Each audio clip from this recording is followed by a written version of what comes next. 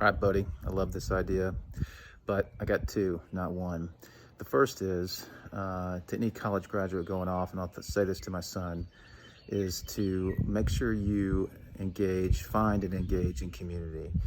There's lots of ways to do that in the Christian life, obviously the church where you should be worshiping and serving with a whole group of people, but I'm talking about engaging in a small group community of Christian brothers that you're locking arms with, that you're doing life together with, that you're transparent with, accountable to, you're encouraging one another, you're loving one another.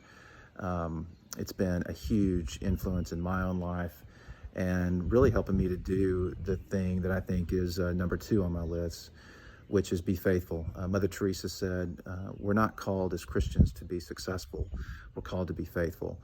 And I think that is a great way of encapsulating the Christian life.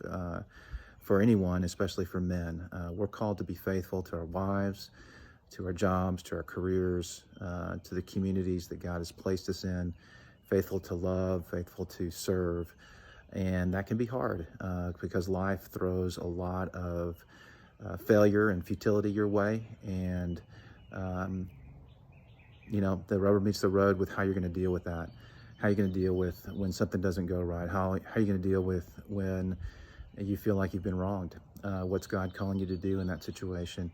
And he's calling you to be faithful, whatever that looks like. And that's really where you need the community that I referred to. You really need those Christian brothers to bounce thoughts off of and find wise counsel and find the wisdom that God's trying to communicate to you, not only through your word, but from these brothers of yours that are going to be around you and encouraging you and helping you to stay faithful in whatever situation God places you in.